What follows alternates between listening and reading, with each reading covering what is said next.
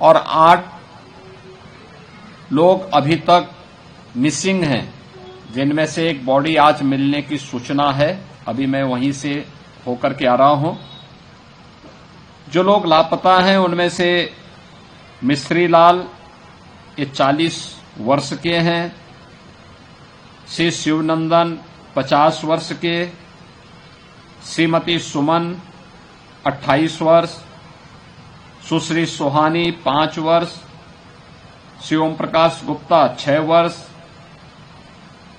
सुश्री ऋतु पुत्री घनश्याम 5 वर्ष, सुश्री कोमल पुत्री पंचम 5 वर्ष, श्री शिवम पुत्र राम नरेश 9 वर्ष। ये 8 अभी भी लापता हैं, क्योंकि ये क्षेत्र घने जंगलों के बीच में है और नदी के उस क्षेत्र में वन्य जीवों के साथ साथ मगरमच्छ और अन्य जलीय खतरनाक जीव भी उस क्षेत्र में हैं। क्योंकि रेस्क्यू कार्य के लिए जब नौकाएं भी वहां लगाई गई और उसके उपरांत जब जल को रोकने का प्रयास हुआ तो सैकड़ों की संख्या में क्रोकोडाइल ऊपर आ गई और उसके बाद वहां की स्थिति और भी दुरूह हो गई थी। सरकार की तरफ से आज मैंने इन सभी पीड़ित परिवारों को 4-4 लाख रुपए की आर्थिक सहायता, वस्त्र आदि का सहयोग तो किया है। इसके साथ ही पूरे गांव को शिफ्ट करने के लिए 21 करोड़ 55 लाख रुपए की एक धनराशि भी इसके लिए स्वीकृत की गई है। मैं जिला प्रशासन से कहूंगा, इसमें यहां के मंडलायुक्त भी, जिलाधिकारी, सीडीओ, ये सभी लोग इस बात को सुनिश्चित करेंगे। इन लोगों के लिए कहीं पे जमीन देख करके वहां पर इन 118 परिवारों को लैंड उपलब्ध करवाई जाए। यानी ये धनराशि जिसमें प्रत्येक परिवार को 4 लाख के अलावा 15 लाख रुपये की राशि, नकद धनराशि उपलब्ध होगी ही।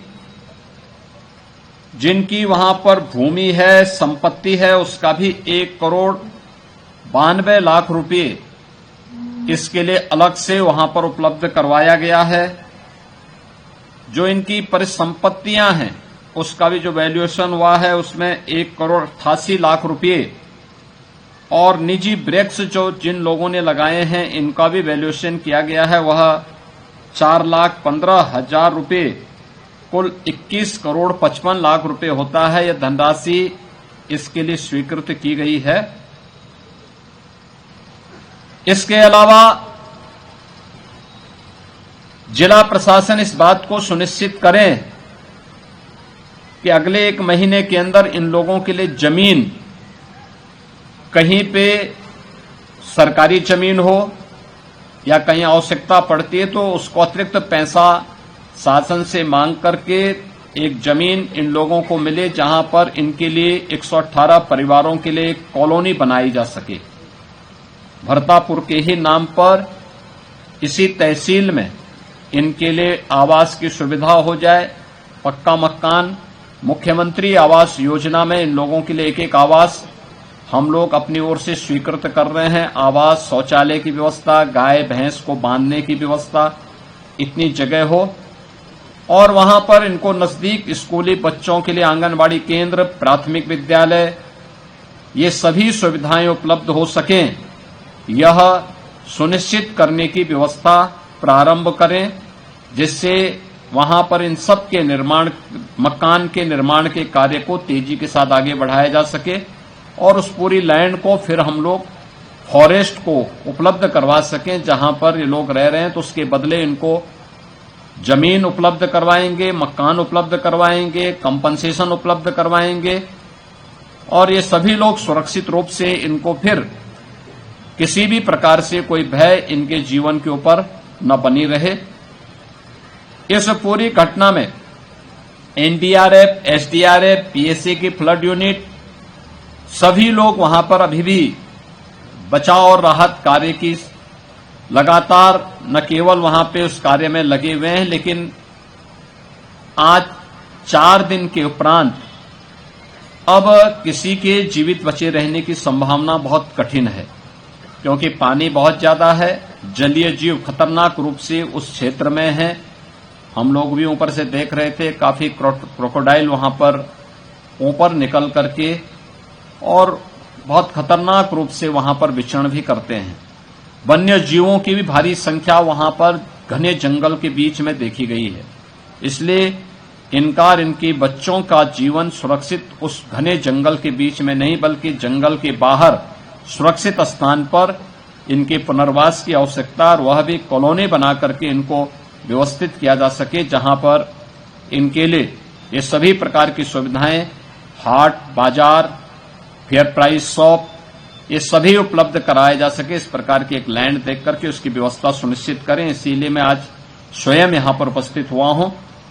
इन सभी परिवारों के लिए धनराशि, जमीन, आवास की सुविधा, ये सभी अगले 1 महीने के अंदर इस प्रक्रिया को पूरी करने की तैयारी करवाएं, जिससे निर्माण कार्य वहां पर तेजी के साथ आगे बढ़ सकें।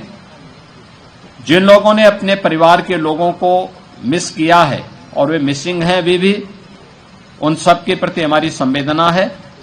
सरकार दुख की इस घड़ी में आपके साथ में है और हर प्रकार का सहयोग आप सभी पीड़ित जनों को करेगी। इसके अलावा और भी हम देखें, अगर कोई वन्य गांव या कोई भी ऐसा जगह जो लोग घने जंगलों के बीच में वहां पर रह रहे हैं, रहने के लिए मजबूर रह रहे हैं, उन्हें तत्काल विस्थापित करके सुरक्षित स्थानों पर ले जाने की व्यवस्था करें, जिससे वह और उनकी आने वाली पीढ़ियां सुरक्षित अपना जीवन यापन कर सकें। इसीलिए आज मैं यहां पर उपस्थित हुआ हूं, पीड़ित परिवारों के प्रति अपनी संवेदना व्यक्त करने के लिए, और सभी परिवारों को सहयोग, शासन का सहयोग और सहायता प्रदान करने के लिए आज मैं स्वयं यहां पर आया हूं। और मैं आप सबको इस बात के लिए आश्वस्त करता हूं कि दुख की इस घड़ी में सरकार और हमारे सभी जनप्रतिनिधि आपके साथ में खड़े हैं। धन्यवाद। जय हिंद।